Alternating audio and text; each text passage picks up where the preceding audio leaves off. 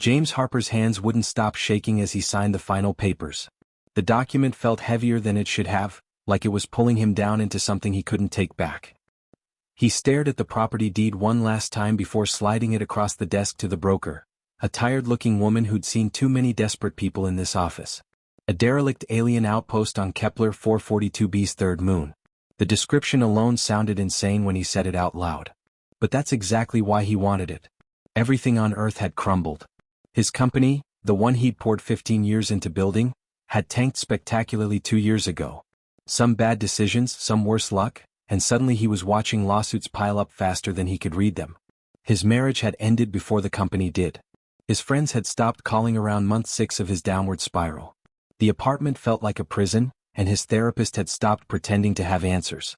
So when he saw the listing for the abandoned outpost, something clicked. It was cheap, dirt cheap, because nobody wanted it. Previous owners had filed bankruptcy trying to develop it. The real estate site even had a warning about unusual atmospheric readings and potential structural concerns. To most people it was a money pit in space. To James it was salvation. The broker had asked him several times if he was sure. "It's not functional," she'd said, pushing the papers back toward him. "The systems are ancient. It could be dangerous." But she'd processed the sale anyway. Money was money. Now, standing on the landing pad, James watched his transport ship rise into the black sky, leaving him behind on a moon that orbited a planet he could barely see from the surface. The dust from the takeoff settled slowly in the low gravity, creating patterns that looked almost beautiful. The outpost rose in front of him like something from a dream. He'd expected ruins. He'd expected twisted metal and broken windows and the kind of decay that comes from centuries of abandonment. Instead, what greeted him made his breath catch. The structure was still humming. Solar panels caught the pale light from Kepler 442b, their surfaces clean and catching rays like they'd been maintained yesterday. The main dome gleamed with a soft metallic shine that suggested advanced materials he didn't recognize. Through the reinforced windows, James could see lights, actual lights, burning steady in the darkness. And in the agricultural sector, he spotted rows of hydroponics bays. They were glowing with that faint, otherworldly green light that only meant one thing: they were still running. Still alive. James moved toward the main entrance, his boots crunching on the ancient landing pad. The doors recognized him somehow. They slid open with a whisper of air pressure equalizing, welcoming him inside like he'd always belonged there.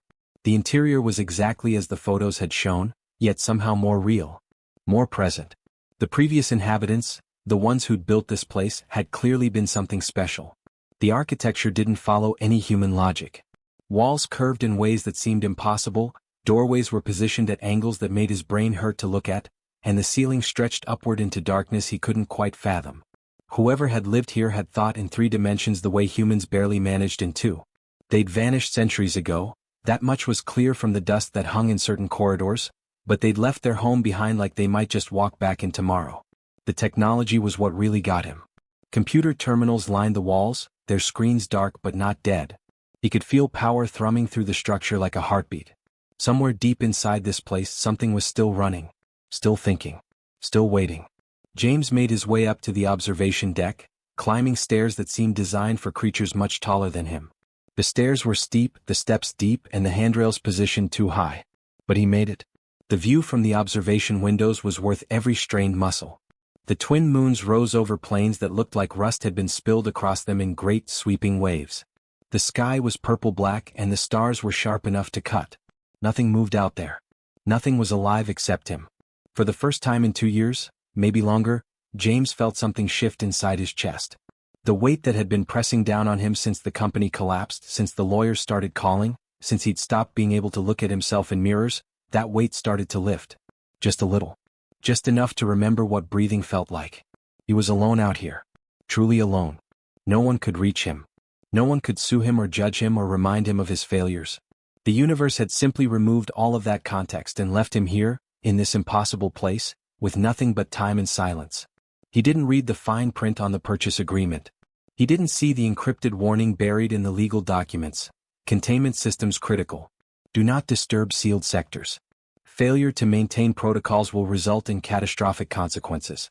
James Harper simply stood at those windows and watched the moons rise, unaware that his fresh start was about to become the most terrifying night of his life. 3 weeks into his stay at the outpost, James had fallen into a routine. He'd wake up in the sleeping quarters he'd claimed on the second level, a room with a bed that adjusted to his body with unsettling precision, and spend his days exploring. The place was so vast that he could spend hours in different sections without repeating a single corridor. The food supplies were the first mystery he'd solved. The hydroponics bays were still producing something edible, though James couldn't identify half the plants growing there. They were nutritious enough, though. His body had started to feel less hollow. His mind, too, had begun to clear from the fog of depression that had followed him from Earth. But curiosity was a dangerous thing in an abandoned alien facility. It started innocently enough. James was in the lower levels trying to understand how the water filtration system worked, when he noticed something odd. A wall that didn't quite match the others. Not obviously wrong, just slightly different in color, slightly recessed, like it had been added later or sealed for a specific reason. He'd always been good with technology. That was his thing. Before everything fell apart, he'd been the kind of engineer who could look at a broken system and just know what was wrong with it.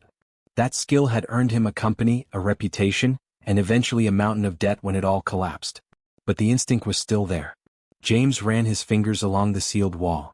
There was a keypad beneath centuries of dust, something crystalline that seemed to respond to touch. He brushed it clean and symbols appeared. Not English.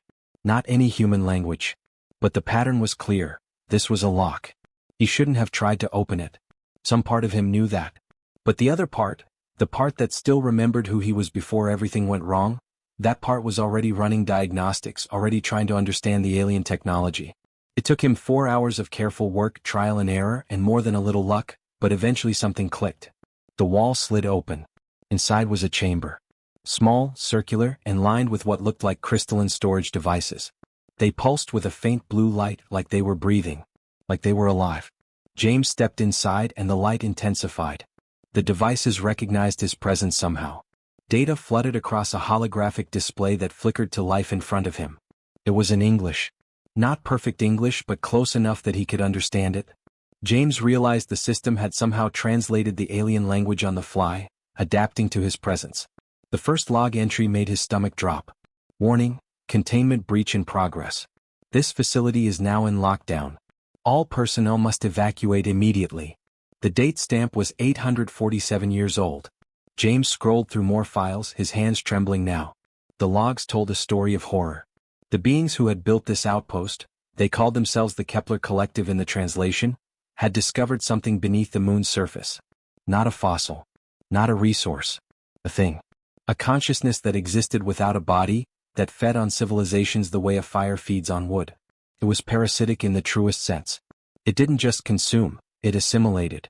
It took knowledge from minds it infected, pulled technology from civilizations it touched, absorbed biology from anything it came into contact with. And most terrifying of all, it was intelligent.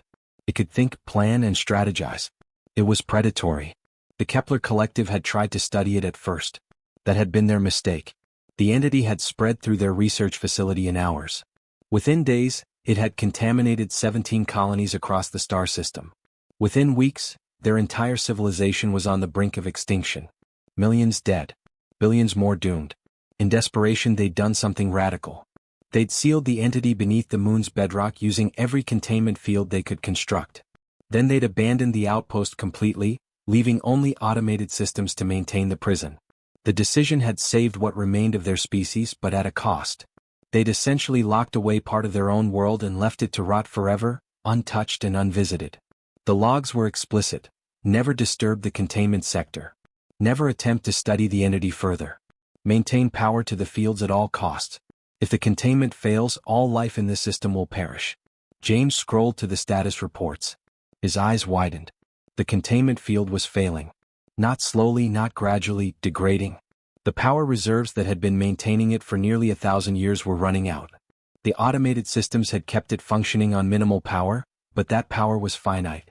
The calculations were there in black and white. 5 days. Maybe 6 if he was lucky. After that, the prison would collapse.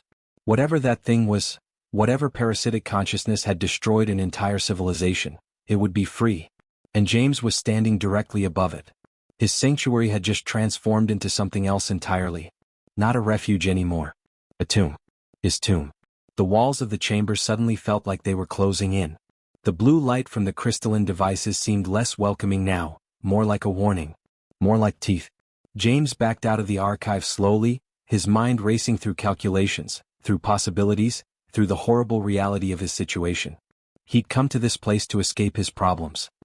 He'd just discovered that his problems were about to get infinitely worse. James sat in the command center for 3 hours, staring at the evacuation beacon.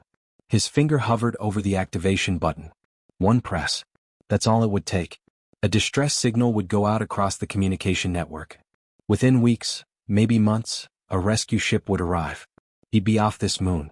He'd be safe. He thought about Earth. About the lawsuits waiting for him. About the apartment he'd abandoned. About the people who'd stopped answering his calls. About being James Harper, the failed entrepreneur, the guy who couldn't hold it together. Then he thought about what would happen if that thing got loose. He pulled his hand back from the button. James had always been resourceful. Not in the survival expert sense. He'd never been camping, never built anything with his bare hands, never learned to hunt or fish or any of that frontier nonsense. But he understood systems.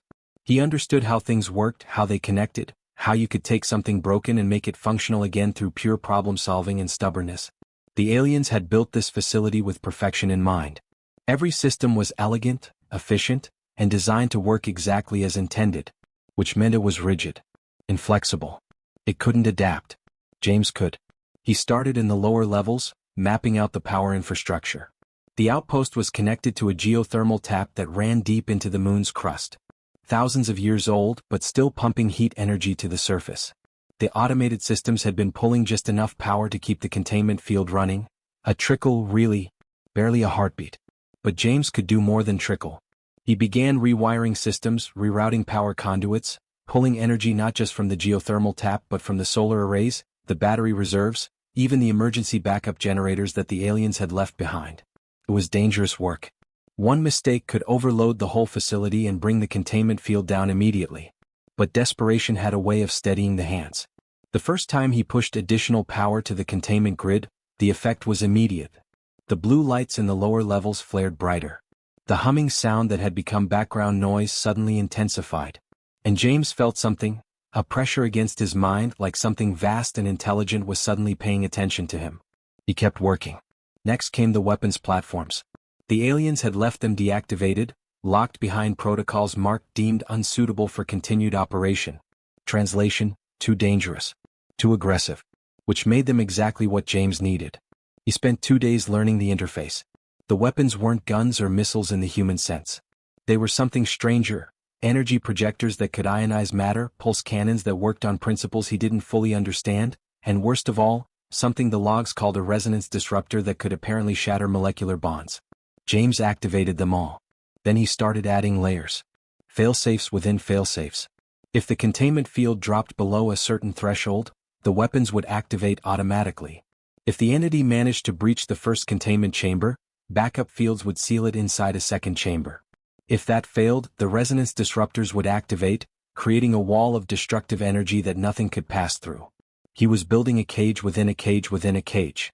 The work consumed him. Days blurred together.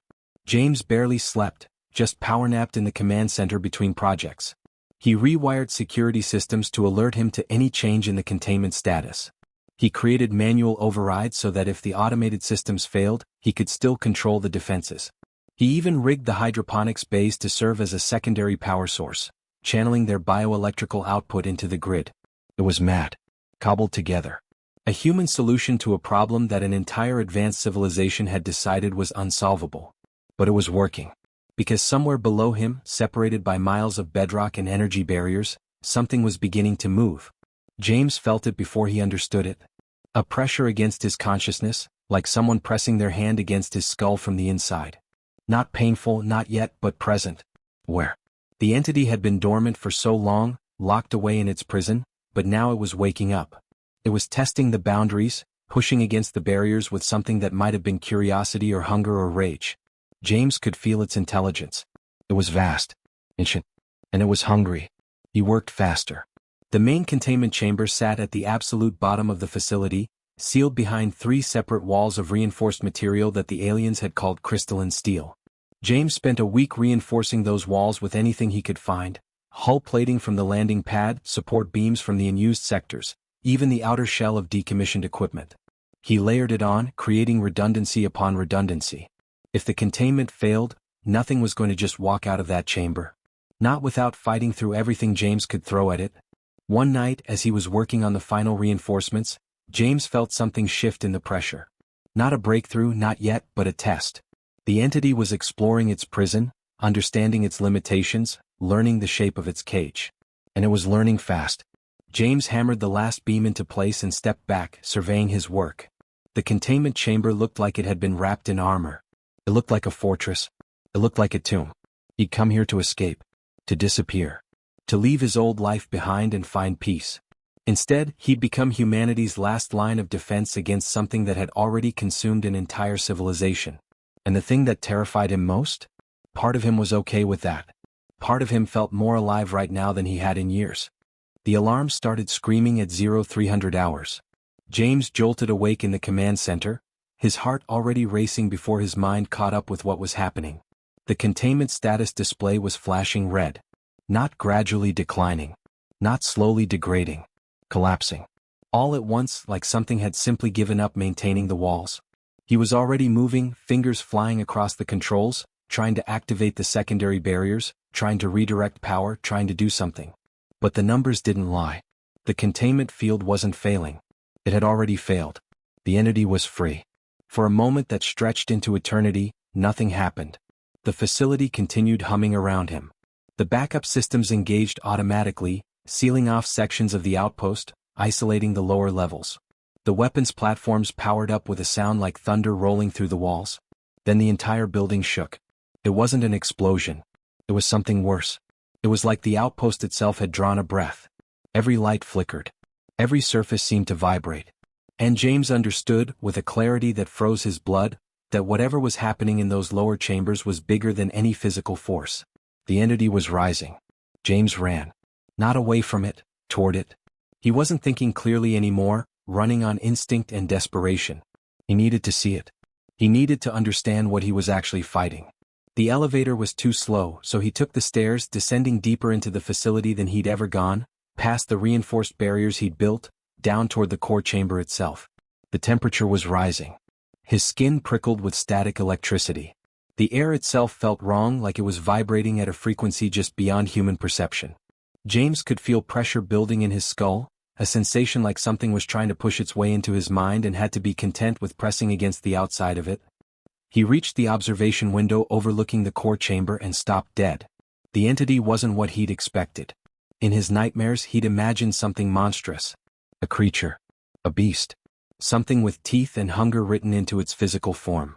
Instead, what he saw was impossible to describe in simple terms. It was light. Not the light of a bulb or a flame, but fractured, broken light, like someone had shattered a prism and gathered the pieces into something almost coherent. It had no fixed shape. One moment it seemed almost human-shaped, the next it was a writhing mass of luminescence. The next it was something that existed in more dimensions than James's eyes could properly focus on. But it was there. Undeniably present. Undeniably conscious. And as James watched, it noticed him. The pressure in his skull increased tenfold. James fell to his knees, gasping. It felt like hands were gripping his brain, not painfully but insistently. Demanding attention. Demanding recognition. And then it spoke. Not with words. Not with sound. It communicated directly into his mind, bypassing his ears entirely, speaking into the consciousness behind his eyes. The sensation was overwhelming. Like trying to fit the ocean into a cup. Finally, it whispered into his thoughts. Consciousness. Understanding. A mind to merge with. James wanted to scream. He wanted to run. But instead he stayed there on his knees and listened. The entity showed him things. Memories that weren't his own. Visions of civilizations rising and falling. Billions of lives, all lived at once, all experienced simultaneously. The entity had consumed them. Absorbed them. Taken their knowledge, their biology, their technology, their very essence into itself. And in that consumption, it had become something vast. Something infinite. And something utterly, completely alone. Join us, the entity offered, and the sensation of the offer was seductive in a way that transcended simple temptation. Become one with us. No more separation. No more isolation. Knowledge beyond measure. Power beyond comprehension. Transcendence. James felt the pull of it. After years of isolation, of failure, of being alone, The promise of connection was almost irresistible. All he had to do was say yes. All he had to do was open his mind and let it in. He thought about the Kepler Collective. They'd resisted too. They'd said no. And in saying no, they'd condemned themselves to extinction. James stood up.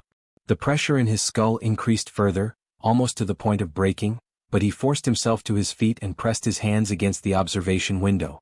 He could see the entity more clearly now. It was still shifting, still fractured, but there was something in the way it moved that suggested uncertainty. Surprise.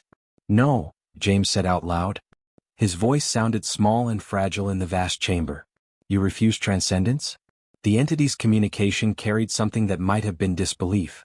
I refuse absorption, James said, and he meant it. I refuse to lose myself, to lose my perspective, my individuality. But you are alone, the entity said, and there was something in that statement that went deeper than simple fact.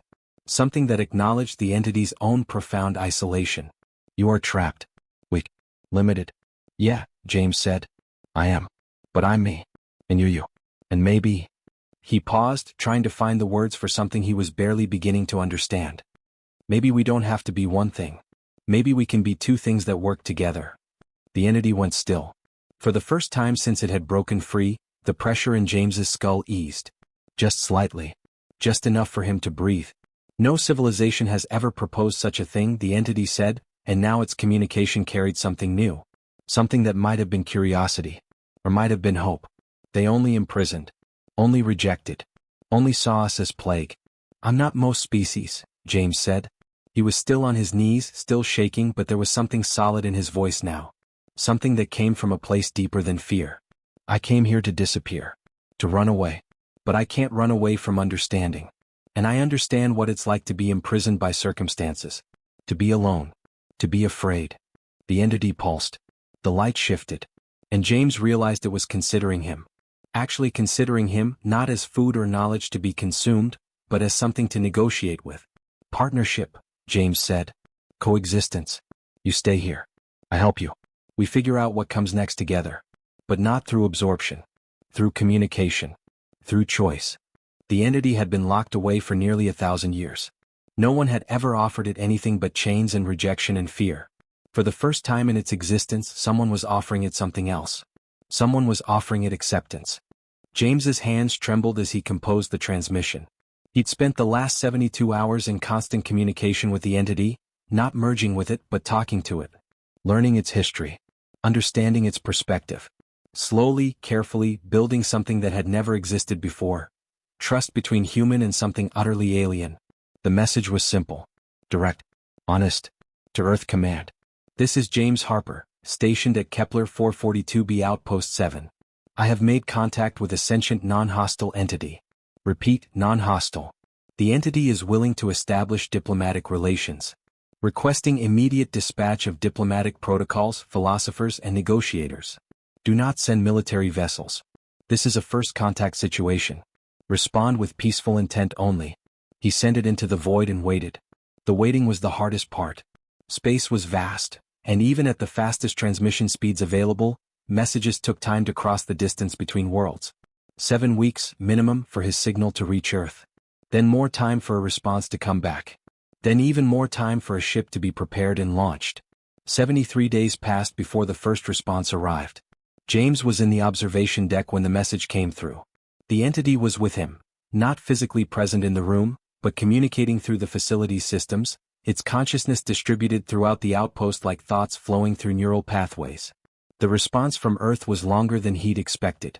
It wasn't just approval. It was excitement. Questions. Hundreds of them. Scientists wanted to know everything about the entity's biology, its origin, its capabilities. Philosophers wanted to understand its perspective on consciousness and existence. Politicians wanted to know if it was a threat. The entity read the message along with James. They fear us, it observed, not with anger but with resignation. Even now, even with your assurance, they fear. Some of them, James admitted. But some of them are genuinely curious. Some of them want to understand. That matters. The official response from Earth Command came 3 weeks later. They were sending a diplomatic vessel. A full team of scientists, philosophers, linguists, and yes, security personnel, but they would stay on the ship unless invited down. The message made it clear. This was to be a peaceful contact. Humanity was treating this with the gravity it deserved. James cried when he read it. He wasn't sure why exactly. Relief maybe. Or vindication. Or simply the overwhelming realization that he'd done it. He'd prevented catastrophe. He'd opened a door that had been sealed for nearly 1,000 years. The ship arrived 6 months later. Dr. Rebecca Okonkwo was the lead diplomat. She was a woman in her 50s with intelligent eyes and a calm presence that immediately put James at ease. She stood in the observation deck, looking down at the outpost's lower levels where the entity maintained its primary consciousness, and simply breathed for a long moment. "It's real," she said quietly. "You actually did it. You made contact." "We did," James corrected. "The entity and I, together."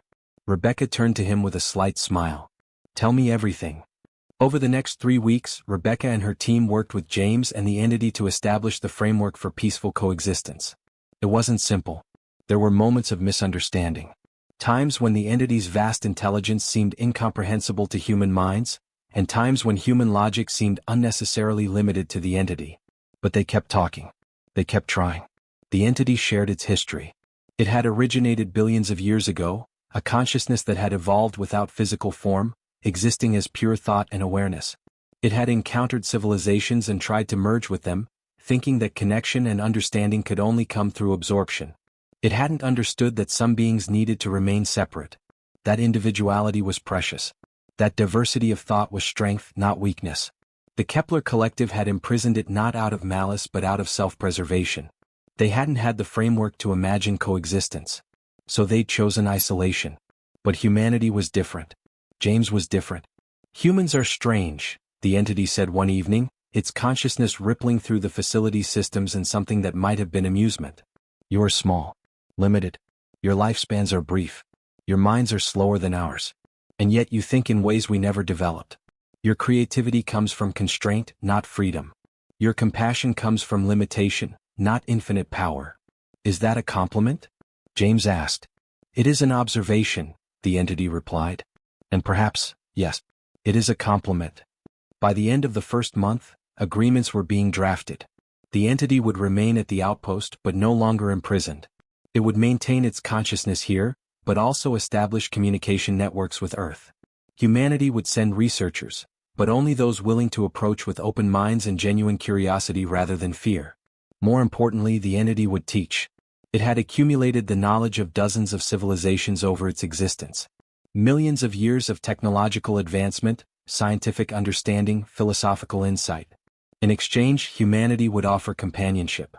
Would offer it the thing it had been denied for so long: connection without consumption. Understanding without absorption. James became the liaison. Not officially at first but naturally, organically. He was the bridge between worlds. The human who had chosen to see the entity as something other than a monster.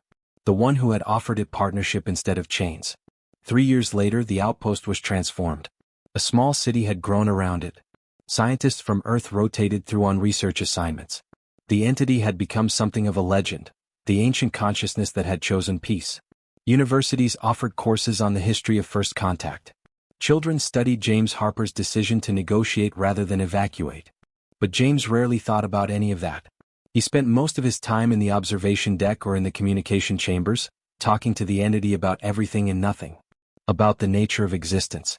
About what it meant to be lonely. About how connection could mean something different than absorption.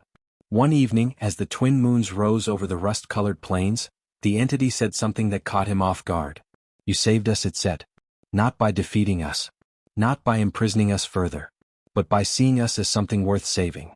Something worth talking to." "You saved me first," James replied. "You gave me a reason to live. A purpose." "Perhaps we saved each other," the entity said. "And perhaps that is the most human thing of all, not strength or intelligence or capability, but the willingness to save something that terrifies you. To offer compassion to something different. To build bridges instead of walls." James looked out at those alien plains, at the twin moons, at the impossible vista of a world that was no longer just his refuge but something shared. Something built together. He'd come to this place to escape. He'd left it as proof of something profound. That humanity's greatest strength had never been weapons or intelligence or technological advancement. It was the capacity to understand. To empathize. To see past difference and fear and find common ground with something completely alien. It was compassion. And sometimes that was enough to change everything. The end.